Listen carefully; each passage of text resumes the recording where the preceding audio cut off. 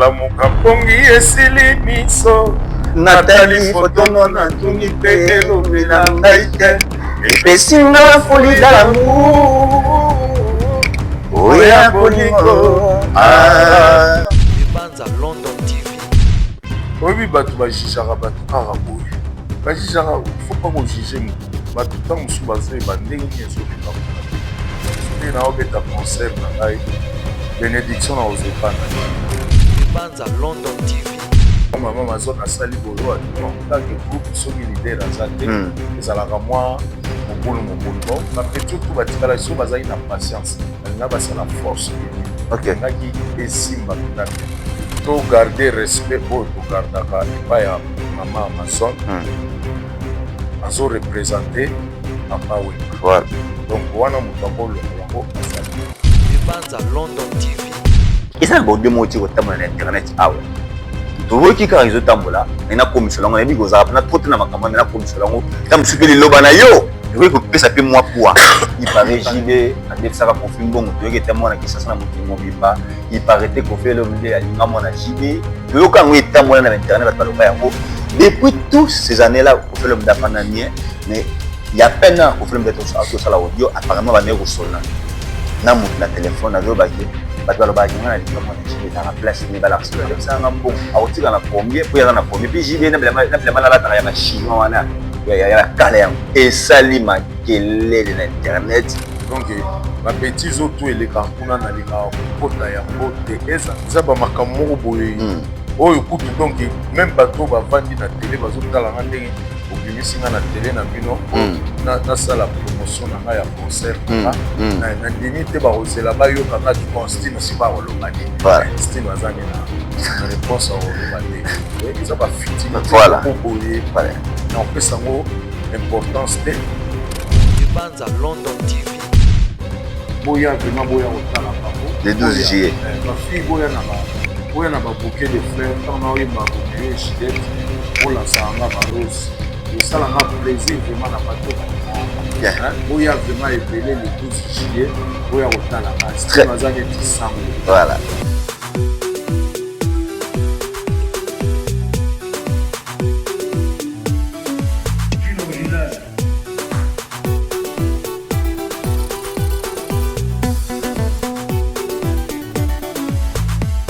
Banza London TV.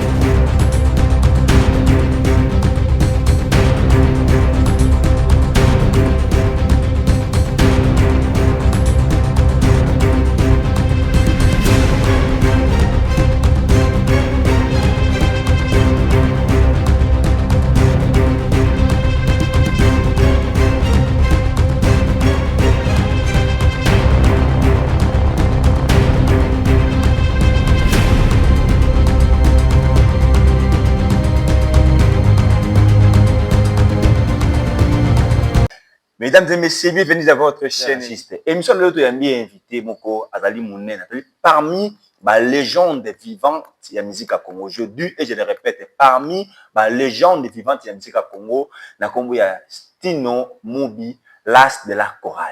Je pense que il y a bien les émissions Moko spéciales parce que l'artiste Stino Mobi, le 12 juillet, a se produit dans le village Chetemba. Il y a le tout premier concert, il y a Stino Mobi après année belé à Zongi na date le 12 juillet à se produit na village Chetemba na ba prix moko à Boria na ba billet na ba prix moko na seko na ko benga bandeko balingaka musique ya Stino Mobi l'as de la na Dembanza London Télévision pourquoi pas aussi notre page Dembanza London Télévision village Chetemba. Avant de passer à notre invité qui est Stino Mobi na pesi merci et pas papa Nabiso Omeran au bazalaka toujours permet na papa Stino pour na ko soutenir papa Stino puis merci aussi à Anissé Mundele de Zagine Lobby na studio merci à Fiston Mobi na pesi mbote pourquoi pas aussi un grand merci à madame Janine Béni de Dieu.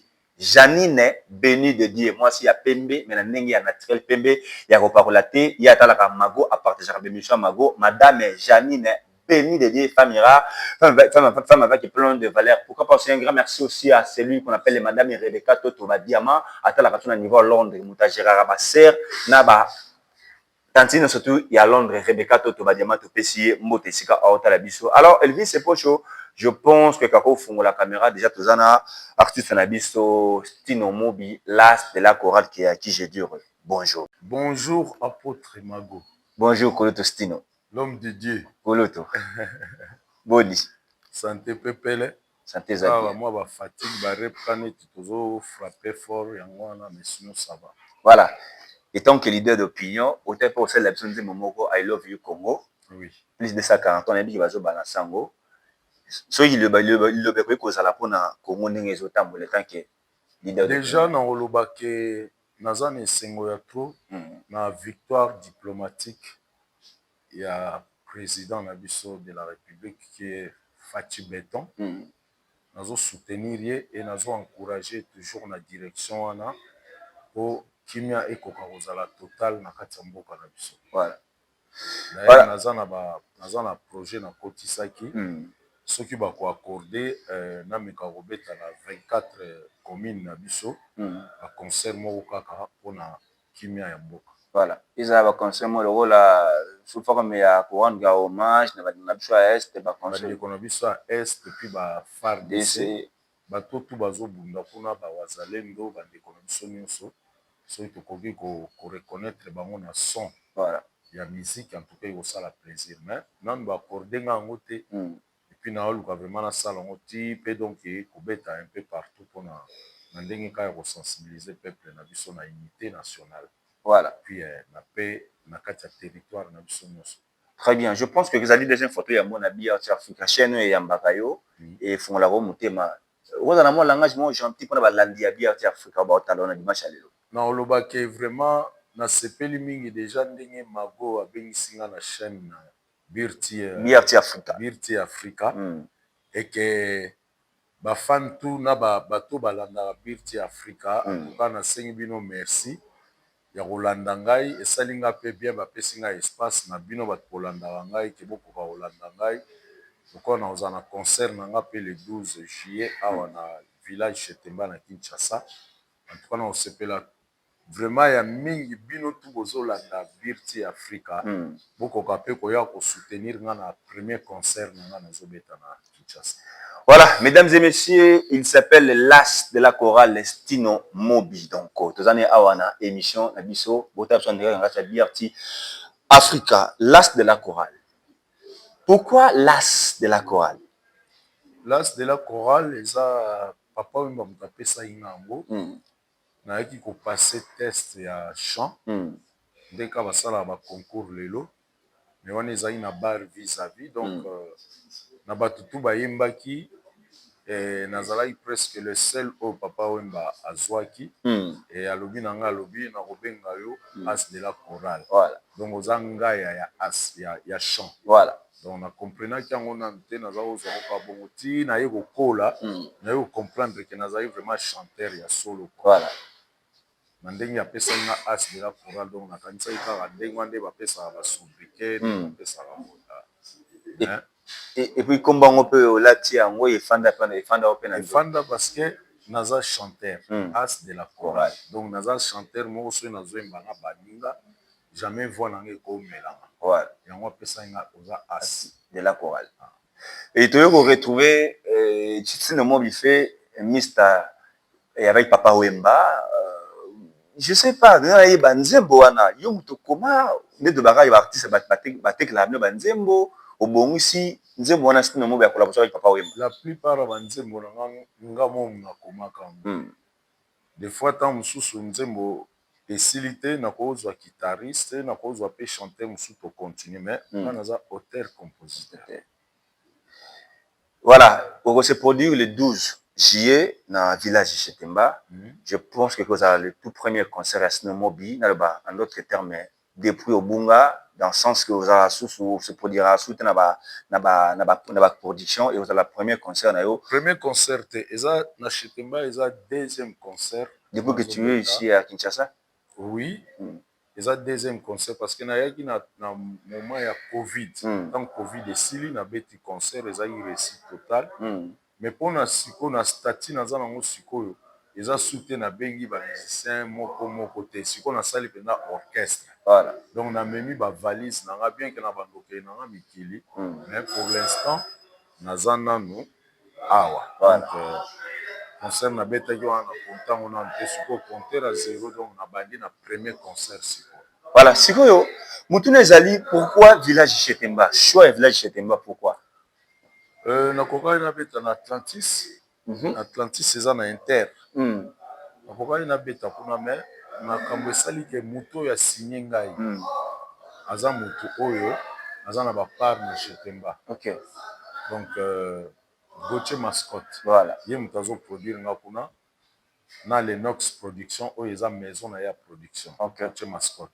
Donc lokola ye aza na bapart na Chetemba, aza associé na Chetemba, apréféraki nabeta wana mpo baza na instrument ya malonga place mpe eza ya malonga. Mais na contexte ndenge nabeta ye déjà kuna nakokaki nabeta sukuna te, nabeta na place mosusu. Mais lokola bango Chetemba bato baproduire nga Lenox production oyo ekambami na Gauthier Mascotte, yango moni na préféraki nabeta kuna. Mais lokola naza nanga baplace ezala ebele, bakermese eyali, baolive verte ezali, donc baplace eza ebele oyo ke nakoki mpe koévolue susu. Et puis cité pe ezali, naza homme du peuple, voilà. donc nazo nager na ba deux côtés, côté ya ba ville, côté ya cité, partout kwa ndenge ezalaka kaka. Voilà. Et alors sinon mobi le 12 juillet ezala village Chetemba na bi ba balancer le sport de to solo là. Tinto yeba et répertoire ni to rozwa kuna mélange ezala ou bien juste répertoire bozwa kuna ezaka répertoire onga na sala. C'est vrai que ba répertoire nanga tout nako silisa ngo na concert moko te. Okay. Donc répertoire ekozala et puis lokola nga naza produit ya Viva la Musica ya Molokai et que nabima epa ya Papa Wemba naozala toujours na hommage à kosala na banzembo Papa Wemba beta. Et puis naozala na hommage à kosala na général moko ya Viva la Musica oyo babengi bongo King Kester. Voilà. Donc naza na moi mélange wana neti eza clan Viva la Musica clan Molokai. Donc naozala na reconnaissance mingi ya nzembo ya Kester et puis ba nzembo ya Papa Wemba, ce qui est normal parce que na uta kuna. Voilà. Et ba répertoire na obeta bo ya sika eza nango eza na mingi te, mais na obeta ka ba répertoire moko nostalgique oyo bato bakoki ko se reconnaître évidemment. Voilà, autre koloba awa eza deuxième concert na obeta eza premier concert te, mais ya liboso ya gi période ba Covid et tenaki bien te, mais cette fois-ci le voilà si et tenaki très bien. Asala gi plein. Voilà. Kutuna banga ki ke eza concert ya une semaine ya publicité, mais oyo namonaki en tout cas et encourageaki ngai elakisi ngaki vraiment na kati ya mboka place na ngai ezali bien ke na traînaki mingi libanda et yango epesaki nga confiance que vraiment il faut na mibongisa naya na bavalise na nga na king na meka kovanda kotravaille mpe na bajeune oyo bazali awa kopesa bango mpe chance ya voyage oyo ya koemerge na kati ya art. Babima pe epa na ngai et puis ta bamonaki bakoki basali mpe makambo na bango.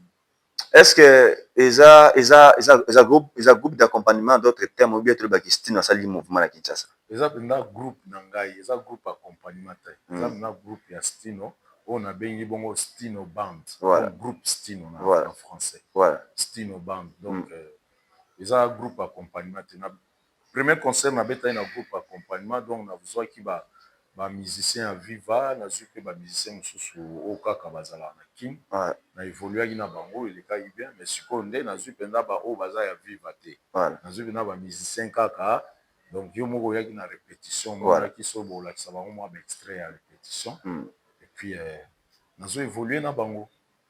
Accompagnement eza soute eza kaka pena groupe pena ya Stino Band. Voilà.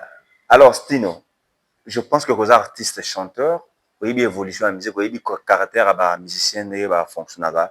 Alors sur ces ali, est-ce que le lenge o musique ya Congo ekendeli na le lenge obili bosalaki na oyo lelo ekotisi ba makambo ebele ozo tenir compte na ke to maintenir na bandeko ozo travailler na bango vu que na mona pe baza pe la plupart baza pe ba bilenge?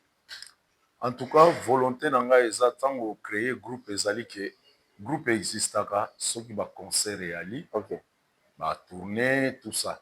Sans ba tourner groupe ekoki ko exister te. Ngai croyance na ngai eza ke naza Stino. Le seul personne na groupe wana o aza irremplaçable eza Stino.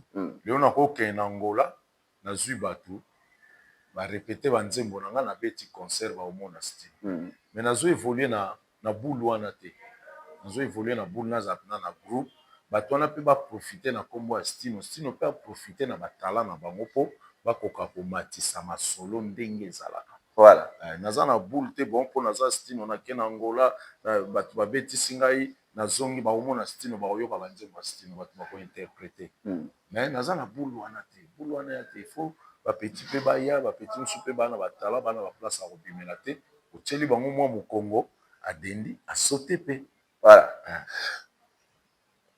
le 12 au un village chez Temba. Après le 12, il y a d'autres productions, monsieur Ezali. Après le 12, nous avons un concert chez Temba et à Lubumbashi. Mais nous n'avons pas fait date. Parce que nous avons une tournée africaine, africaine côté oriental. Nous avons na Luanda, na Zonga Awa, pour préparer les concert à Paris, na Casino de Paris. Voilà. Le même personne qui est producteur Gauthier Mascotte que je les salue. Les Nox Productions. Les Nox Productions. Car bango ba accompagner na ba na signé na les Nox Productions pour un concert mogoté. D'ailleurs tant on a signé na signé pour une tournée européenne. OK. Mais il s'avère que tant oyo nga na okeno tournée na nini eza na musikote lokwa na za na kin a préféré nazo pe ba tournée africaine. Donc bango donc les Nox Productions mutu ezo produire voilà. Donc eza bango eza concert mogoté donc bazwinga na maison na bango pour to tourner na Europe to tourner pe na Afrique mais na obanda tourner na Afrique voilà koloba bien que mouvement ezali au sali yango ezala groupe pas groupe d'accompagnement mais ezala na orchestre montaye a diemel na mkonga style azui là mais bazotala yo objectif principal ipende ya kosala mouvement ya style ebele onine motivé pena style mobi asala mouvement après ba ne belé de pratika kitsa eloko motivé ngai parce que à chaque fois na yaka na kutanaka na ba dignitaire en mboka kutanaka na ba camarade na kutanaka na ba master makambo balobaka na nga elakisaka keno stino oza ya kobunga te ozali mais mpo nini otika biso boye mpo nini otika biso na posa obeta banzembo badanse me baconcert tovivaka te banini vaut mieux tard que jamais stino salela biso eloko moko yosala biso plaisir bamaloba wana tu nazoyoka nazokango kaka te tant mpe oza na mikili mona mpe bayebi biso biso tolingi mpena tomona o na kini tolingi mpena tomona kuna mpena potana kaka bien biso tolingi tomona stino azobeta dernièrement avant naya turo nalekaki na émission na RTNC na émission ya mami ilela je salue la voix nationale ntango nasisi émission die donné ya ngumba ye ayebisi nga alobi oyebi modele no mpenza oza parmi balider ya mboka mais mpo nini olingi koconfirme yango te koaffirme yango te osala groupe na yo parce que modele oyo ozali na makambo ozosala ozomérite ozala na groupe surtout liloba wana ntango nazwi avion na ke nayebi te fo na monte groupe nanga eke biloko mpe nasalaki récemment après liwa ya papa wemba nasali acoustique namoni barecevoir yango vraiment très bien na reprendre chanson ya papa wemba meli na la parisienne namoni mpe eleki bien naye kosala nzembo ya sika parigo oyo ezopesa conseil ke non soki olingi kolata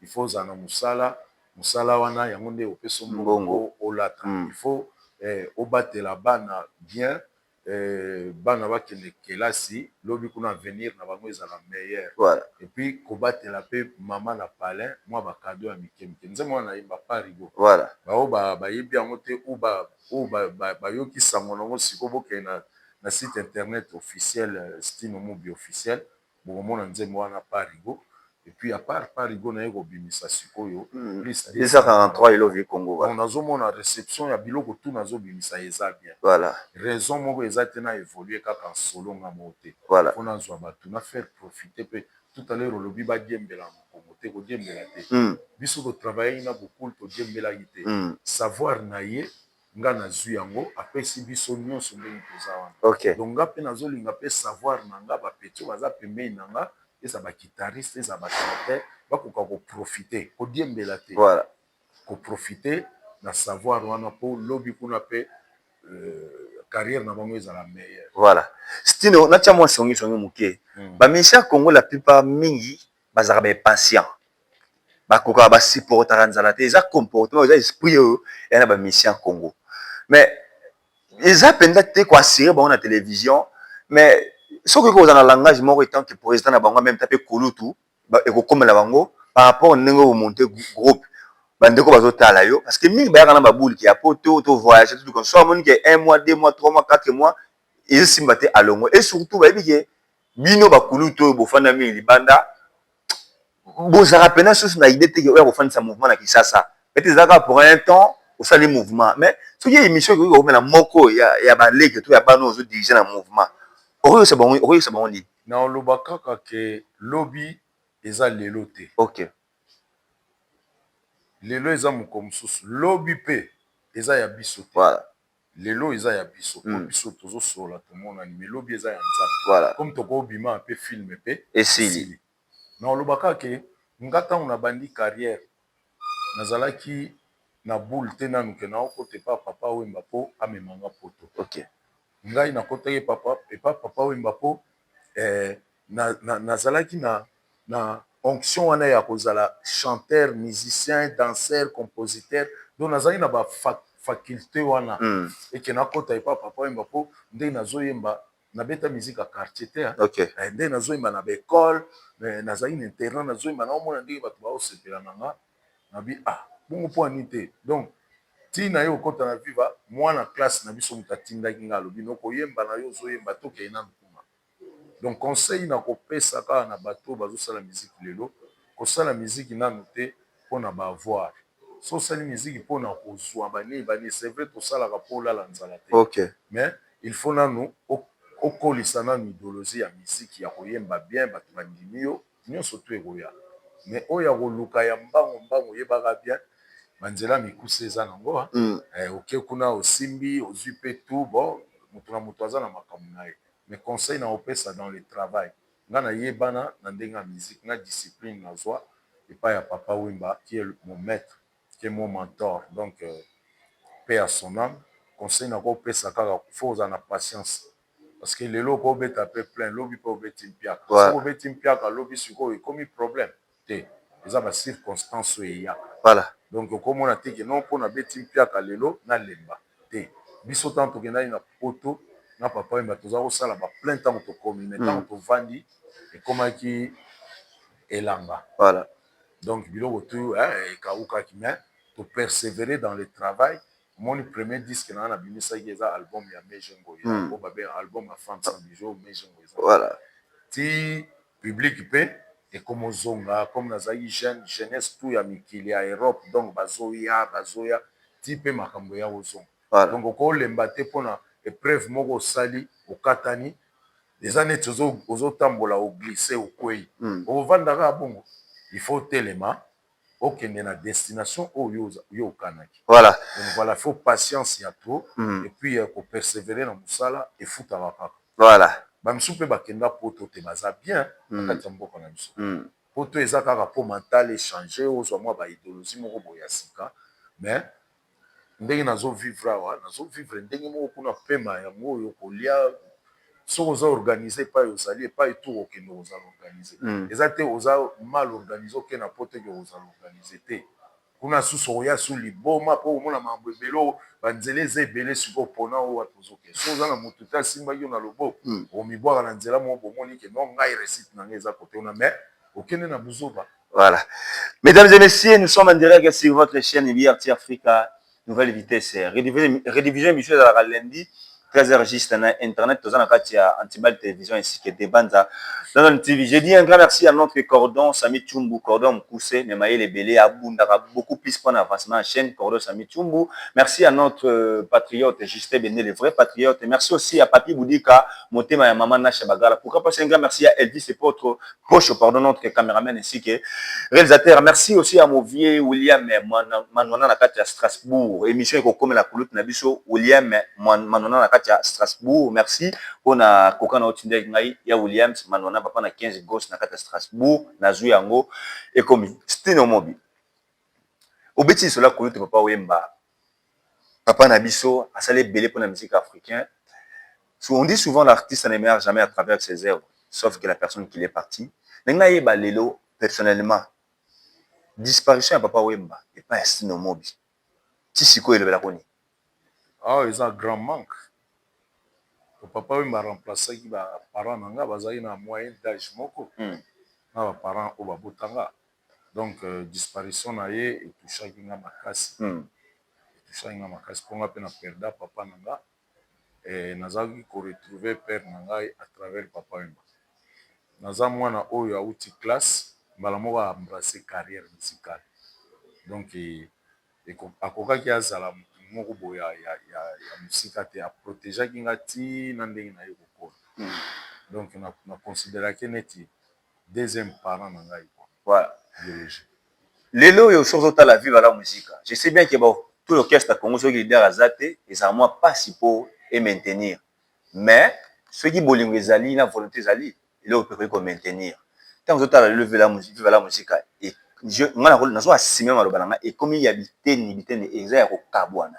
Bino boza bakulutu boremplace papa bozali ebele.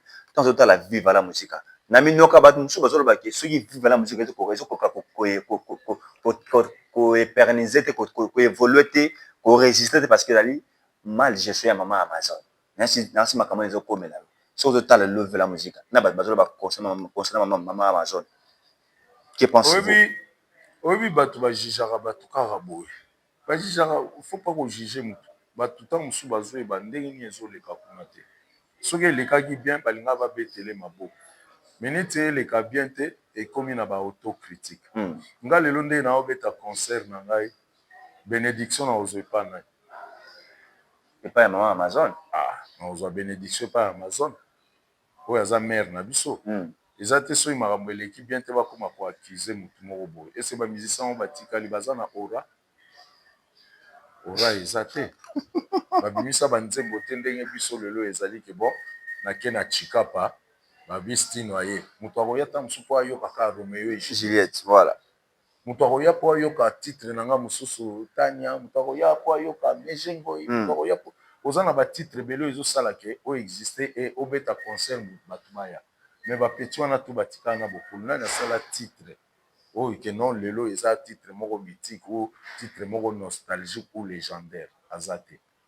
Donc il faut pas bapesa poids na ndenge ya koloba mabe. Aza mwasi aza nduliste te, azo essayer adirija nanu mouvement te, ozo comprendre. Donc azo essayer kokende mais oyebi ka badetracteur baala. Mais pourquoi baniso bazo jeter ka ba pierre c'est mama Amazon kaka ye mais parce que mama Amazon ye moto azo représenter papa Wemba. Na biso tout à l'heure que tant on obeta concert na nga bénédiction na ozwa ya nani na mama Amazon. Voilà. Donc nga na kozala te wana na bandolo ba oh mama Amazon asali boyo non. Il faut pas accuser moto ezali kaka ke groupe soki leader aza te ezalaka mwa mobulu bapeti tu batikala so bazali na patience balinga basala force unie ngaki esimba mpenza bien. Mais lokola baza impatient motu na moto bake na point na bango biso tosala koto biso tosala koto baloba toujours l'union fait la force. Soki baza bango tout place moko nini ozanga ta babengisi ngai yo non biso tokobeta ndule na biso na oyaka ndenge nga na obeta ebele mpe baoya. Est-ce que na koboya komatisa bango na podium? Na oboya te parce que baza ba oyo ya biso. Donc bango mpe nde bazaki wana efale batikala uni bato mosusu balingai mpe babima mpo basupporte bango bazala mwa basupport na bango na oyebi ka ndule ndenge ekendaka mwa barépétition mwa finance boyeboye batransport ya bamusicien mais ntango boza ensemble te bokabwani force mpe diminue. Est-ce que en quelque sorte nayebi ke bapesaka bato toli na télévision te komo ya mare ezotambola tro na monoko ya bamisien vivala soki oza na message moko ekoba na mama via bamakambo ezobima na kombo na ye? Na oloba kaka ke to garder respect oyo togardaka epai ya mama Amazon azo représenter papa Wemba. Voilà. Donc wana moto akolongola yango aza te mais totika nde bilobela bato oyo baza na bamoyen bamesene oyo babetisaka bagroupe bapusanaki te pembeni na bango mpo baede bango mpo groupe existaka na baconcert. Soki groupe ezobeta baconcert te ata borepete 10 000 fois bokomaka bato ya répétition.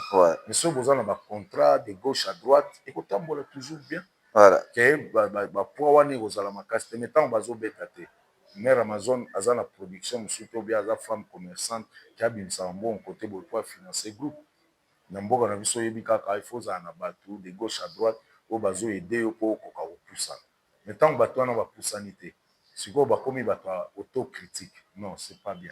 Stino Mobi se produit le 12 juillet na village Chetemba bandeko baotala biso nayebi ke ngako déjà 30 titenge ndeko na ngai kulutu na ngati tenge oyo pas journaliste atuni nga déjà invitation nono moto ale oyo asalaka émission weekend live chaque samedi de 20h à 22h atuni nga invitation en tout cas bato bazotuna nga ba invitation bato bazotuna ngai c'est-à-dire quand je dis invitation baby ke beza bato mosusu bazwaka ba invitation sololi na yo yango trop nakobosango te yo oza oyo yanga l'homme de Dieu. Voilà. J'ai beaucoup de considération et beaucoup de respect pour toi. Voilà. Ozala parmi ba journalistes oyo na remettre invitation na maboko. Merci beaucoup. Parce que nde tosala ba carrière totalaka pe hein. Voilà.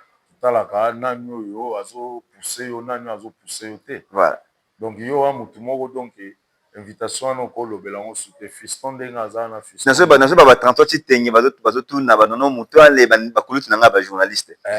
Baozwa. Mais bao baza pembeni nanga baozwa na boyi mutu moko te mais ndenge tozalaka boye mpe naza na bajournaliste oyo naza habitué na bango voilà. Misusu naza habitué na bango te eza teke na boyi bamisusu te ya na bato mosusu oyo na mesana na bango alo ndenge nini nabengi yo mpe omoni ozali na makambo orappele ye mais misusu nayebi bango te voilà. donc naoyeba bango toujours à travers neti yo oza boye chaque fois nayaka osupportaka ngai osalaka toujours moi quelque chose voilà. bien que place bato bavandaka mabezanga te arrivera toujours à ranger ma petit souci na biso voilà. Et que j'ai beaucoup de considération. Merci beaucoup. Quand banda inayo ozala iboete lelo okomi boy voilà. moni toye awa tozawa pina na Béatrice Hotel na pesi kutu mbote na Hippolyte Chebwa oyo azali bongo mokonzi ya hotel tozali awa papa Hippolyte ye wana papa Hippolyte donc pesi ombote mokonzi monsieur le directeur Chebwa Hippolyte Chebwa donc pesi ombote Béatrice Hotel ye moto a permettre biso nga nazali mwana ya palin oyo voilà yango na lobi napesa ye mbote voilà ezala bien et puis nakanisi lisusu na kopesa su mbote na Thierry Kangudi Olivier Kamalanga voilà azali pe bato bauti mikili voilà. Et puis Serge DG na Mike Nendaka bango nyonso baza bato ya Montréal voilà. Thierry Kangudi Olivier Kamalenga yaza capitaine voilà. apesi mbote sans oublier Sek Senghor voilà. mutu aboye bazwi wapi donc il est vraiment soutenir ngai de loin de près napesi mbote ya trop et puis napesi association les As de la Plaine oyo baza bongo na Paris na la Plaine Saint-Denis donc moi je fais partie napesi bango tu mbote sanga tanga bakomo napesi bato tu association les As de la Plaine na Paris mbote donc na otanga susu mais c'est Steve Kivuata maître Steve Kivuata et Teddy Mbuyu mobali ya Madada napesi bino mbote mingi donc epai bino bozali donc nakanisi bokozala pe na concert na ngai donc voilà Stino toto kende malembe na yo na soki émission déjà elle fait ça nga signe pour TV Zangonga ça tombe bien le rôle à tokuta na yo ozali moko ya ba légende vivante to rôle bango to soko kufi photo bango erosa vivant oui parce que nie biso ba congolais to na comportement ya ko reconnaître ba valeur ba so muta kufi to reconnaître que Stino zali munene na rôle bango po oza vivante merci Stino Mobi bozali ebete botikeli na musique ya Congo bosala fierté ya musique ya Congo na éducation na banzembo na karaté parce que la plupart de nos artistes musiciens mingi baza ba légende kana ba œuvre mais so tali comportement ils ont repola voilà il faut de la vérité mais la ligne tout le même mutuno le na yambi oza pe kolutu et que ça la bien et ça bon demo ti ko tamona na internet awa to woki ka réseau tambola na commission lango yebi goza na trop na makamwa na commission lango tam supeli loba na yo et ko pesa pe moi poids il paraîtrait qu'on fait le milieu ah oui le bana jibe mpiana bazana makambo il paraîtrait qu'on fait le milieu zo bana jibe mpiana il paraît jibe adef saka confirme bon to yoke tamo na kisasa na mokili mobimba il paraîtrait qu'on fait le milieu alinga mona jibe to yoka ngo tamo na internet ba loba yango depuis tous ces années là qu'on fait le milieu d'afana nie mais il y a peine qu'on fait le milieu de auto sala audio apparemment ba nego solna na mut na téléphone azo baki bato balobaki nga nalinga mwana jibe ezalaka place nini balakisanga bapreve mpe balobaki Keba. ya kotikala nasisa question na nga Intelligence nasisa question na ngai nayoka balobaki jibe balobadebisanga mbongo soki jibe adebisanga mbongo akotika na combien mpo yaza na combien mpe jibe na bilamba nalataka ya bachinois wana ya kala yango esali makelele na internet benda bika koto bato kofi baye koloba koto bato jibe baye makelele yo oza artiste et surtout combien verambo ezongaka to na makambo ntango oyoka yango mpe ntango na komiselo yango soki okoki baliloba moko via makambo ezoleka en tout cas nga bamakambo oyo nayoka yango kaka na mopepe nga moko mpena mpona zwa telefone ke nabanda kozape mpo ndenge nayokaka tiktok epa na biso eyaki mpona na mokili eyaki mpona bacongolais donc babétise oyo to elekaka kuna nalingaka kokota yango te ezala vrai ezala faux en tout cas nalingaka kokota yango te mpo nga moko nde naza awa réponse nini nakopesa yo réponse eza te ngai na respectaka baartiste wana mibale olobi Koffi Olomide azali grand artiste africain puis grand artiste na kati ya mboka na biso aza parmi aussi balégende Jibe Mpiana aza artiste monene ya mboka na biso asali mpe ou azosala mpe fierté ya mboka na biso bamama ndenge wana vraiment franchement naza na toli ya kopesa te nayebi yango mpe te et puis moyen mpe na répondre yo vraiment olimbisanga kote wana eza te parce que eza tobengaka yango eza bamakambo moko boye oyo kutu donc même bato bavandi na télé bazotala nga ndenge obimisi nga na télé na bino nasala promotion na nga ya concert na nga na ndimi te bakozela bayoka nga ke bon stino sikoyo akoloba nini stino aza nini na réponse akoloba te journaliste akopose nga nyonso mais boyebi bino moko na République démocratique du Congo nani boyoka nga te ke nakoteli mutu boye nafingi mutu boye nakoki kokumisa à tour de rôle parce que panier esirkilaka oyo azorenia sikoyo na okumisa ye na obetelema boponga mpe na renia akumisanga mpe na bato mosusu donc kopesa position na nga na bamakambo tu c'est des trucs eza bafitilité moko boye na opesa yango importance te nga na koloba kaka olimbisa ngai mpona réponse ozelaki mais boya vraiment boya kotala nga po le 12 juillet bafille boya na babouquet de fleurs ntango na oyemba Roméo et Juliette bolansaka nga barose esalanga plaisir vraiment na bato balingaka nga très bien boya vraiment ebele le 12 juillet boya kotala nga stino aza neti sango mais makambo eleka epai bato bavandaka makambo ezangaka te mais toyeba ndenge ya kogere yango toyeba korespecte chacun de nous oyo aza artiste ya moke aza te ya monene aza te biso mpe tozosala fierté ya mboka na biso merci Stino Mobi ezalaka mwana mwasi moko alingako mingi nakomeli message aza na France komone mama Janine béni de Dieu mama Janine la sœur napesi yo mbote ya trop vraiment nasepeli mingi je me sens très honoré na ndenge oyo olingaka ngai mpo bato mosusu balingaka biso toyebi bango te me ngai nazwi chance ya koyeba ke yo ngai mama Janine béni de Dieu en tout cas bénir nga mpe lisusu makambo nyonso ekende naza vraiment na besoin ya support na bino nayeba bato balinganga mpo balobaka balingaka po mingi nazomona mpe na banzela mais bolakisaki bolingaka nga boya ebele mpenza na concert na nga bayoka mpenzaki no chetemba etondi bato baboyi bato bakota ezala bongo ntongo etaningo banzuku ngai se kolala ndoto epusi molai mingi ye un bon rêve mimi ye ngai nalamuka mpongi esili miso natali fotono natuni mpe elobela ngai te epesinga foli d'amour oya bolingo ebomi ngai yo fololo na ngai rose yakanga na ndona yo bébé na jardin ou bien près de ma maison natalaka yo ntango iso amimi Vraiment nga nalingi yo mingi mon amour pesanga ya yo motema ekila nyango edo. Oh bravo bravo ça fait bien madame Janine Béni de Dieu. Madame Janine Béni de Dieu, on a yembeli en direct, on yembeli. Voilà. On a pu panier. Voilà, attends, mon tika tika tina contribution.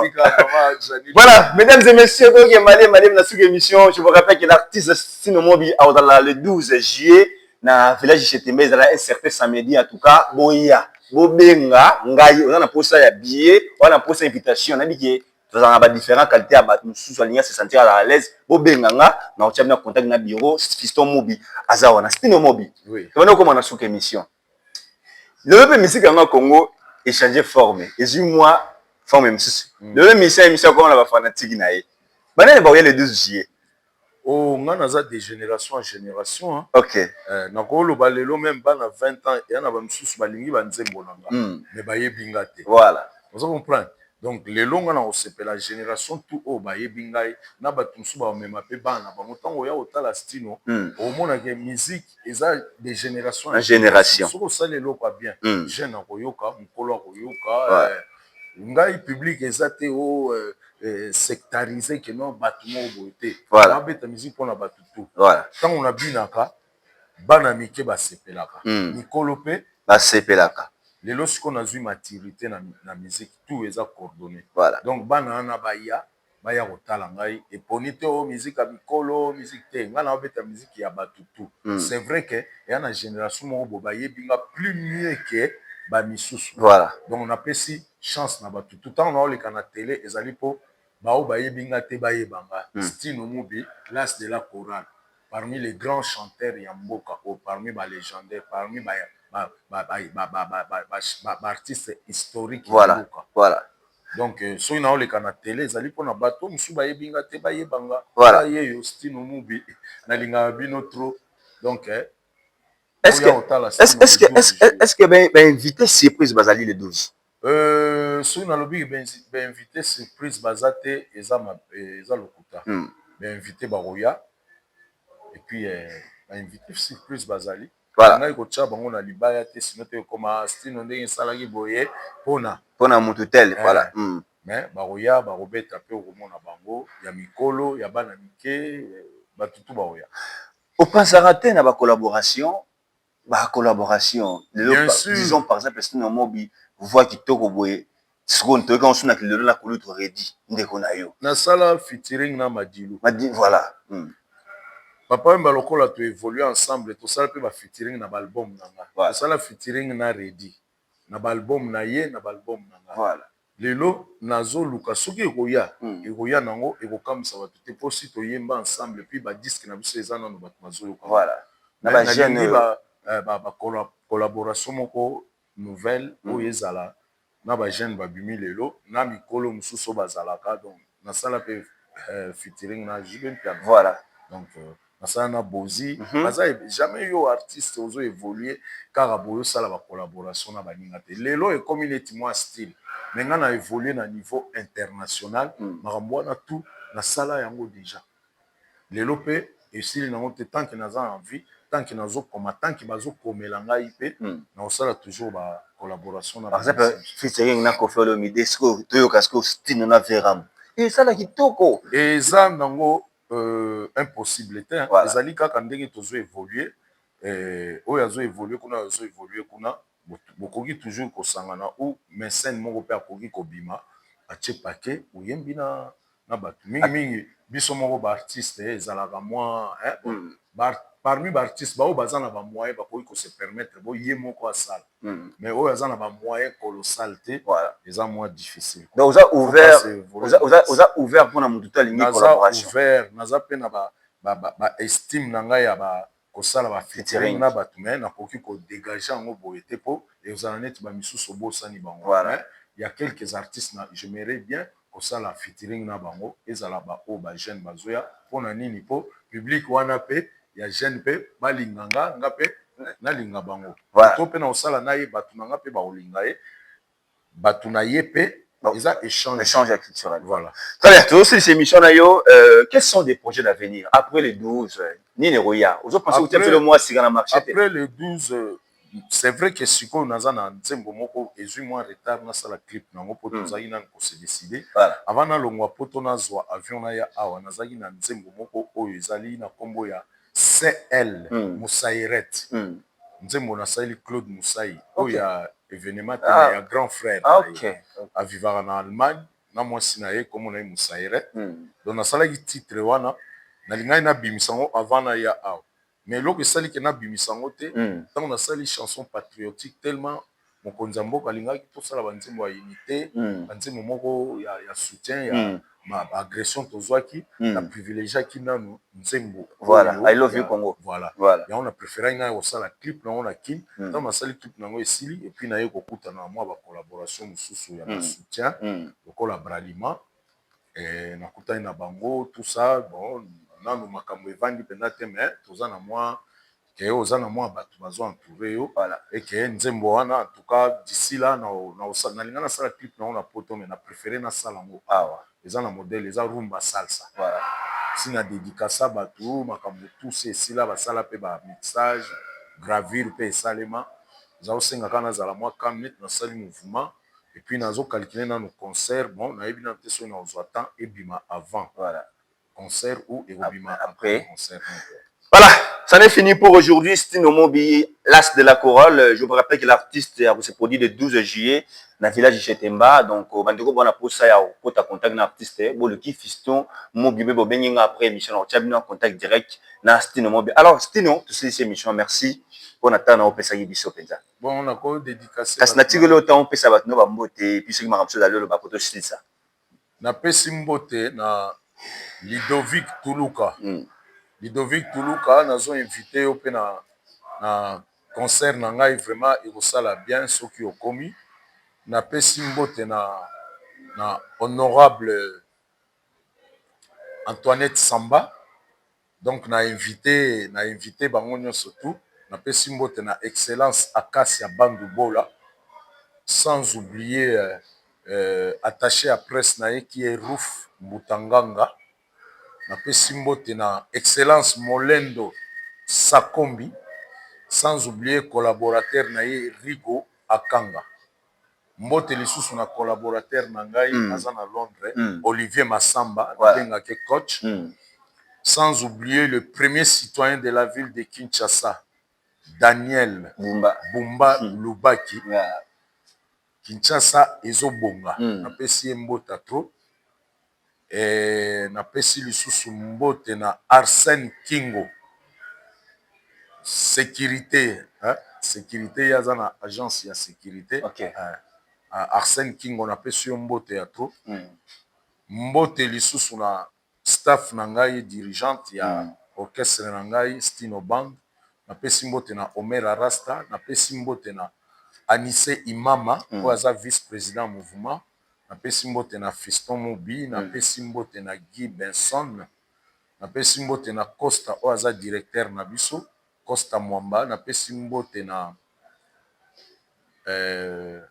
Didier Bokelo c'est ça na pesi mbote na Bokelo Didier oyo aza directeur na biso na pesi mbote lisusu na Gino Lungela oyo aza membre puis conseiller général ya groupe na nga na pesi mbote pe na Armel Kalume na pesi bango mbote en tout cas bino tout bozanga te na concert na nga boya kotyanga poids na besoin soutien na bino et soki namoni bato ebele nde bainspiration eyaka lisusu ya danser na pesi mbote na orchestre na nga mobimba na bamembre orchestre baguitariste bachanteur badanseur et puis voilà.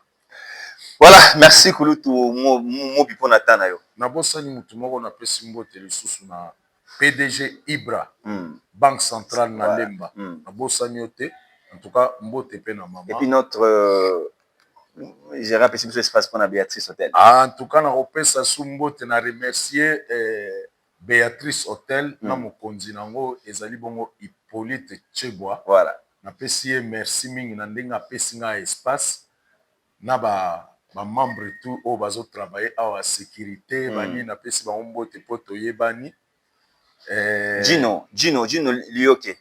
Gino Lioke. T'en as Gino Lioke. Ouais. Gino Lioke, Béatrice Hotel. Voilà. Aza bongo na protocole et puis sécurité ya hôtel. So yo okuta ekovo bien costume. Mama bato babanda ba fidèle. Gino Lioke na pesi mbote pa ozali tata leki. Voilà. Mbote ya trop. Et puis mbote lisusu na ba réceptionniste parce que awa na yebi bato tuna viva awa et puis awa eza palin mo moni directeur à lobby tu es chez toi. Voilà. Na pesi mbote lisusu na ba master nyonso oyo ya ngai bazo supporter ngai ba Fabien Tutuna ba Bazipela ba na pesi mbote na Foshi ya Tutuna, Faustin Tutuna, na pesi mbote na Adela Womo na Londres, na pesi mbote lisusu na bon nakanisi natangi bato nyonso. Bigael ya Musuni ya za bongo vendeuse na magasin awa ya Béatrice batwana tout na viva na bango en tout cas Bigael ya Musuni oyebisa Charlie na Béatrice na salon de coiffure azangate. Voilà. Voilà, c'est la fin de cette émission, messieurs et dames. Un grand merci na Gino Lioke na Katia Béatrice Hotel. Donc, Makibiso à Kezaki Chaléré. Merci na Balandine Souti à Biarti Afrique. À vous retrouver mission lobby lundi 13h juste. Libanda Botalanga parti à Blue Sat OTT international. Na Katia Internet, tout ça na Katia Dembanza London Télévision ainsi que Antibal. Des bruits original. Merci pour la confiance. Merci aussi à Boss. On invite à simplement, sur Taliba, contre Taliba Moussarobi Oyo. À Patron Boss, on invite à merci à celui qu'on appelle Yura, c'est quoi Pangala, base nanga tout ya Kasavubu, base nanga tout ya Bumbu na pesi les amis de Makona Brazzaville na Oya, ti ba jie bon na Brazzaville. Donc na n'est pas mystique na sopena coup de stinope production na Brazzaville. La Doudou na pesi Ombo. L'homme de Dieu Mago apôtre na lingai na lobabo ikeno to sali moi concours moko en coulisses. Voilà. Photographe oyo osalanga poster à danser et à surprise donc ba opesa ye quelque chose bien photographe moko oyo kanga photo ya bien na concert Elvis Ogia poster ya danser aoza na récompense mo boy mais ezali kamo to linga to loba onka na concert mais na pesi yango avant ba bongisa ba pareil comme so ba kozwa appareil moko ya mobimba un logiciel Elvis Pocho qui pour me filmer ça Elvis Pocho bimi sanga bogar na bimi bien allez merci au revoir au revoir à tout le monde, je vous aime et je vous embrasse très très fort l'équipe de France de la SAP et le léopard de la SAP de la ville de Kinshasa. Voilà.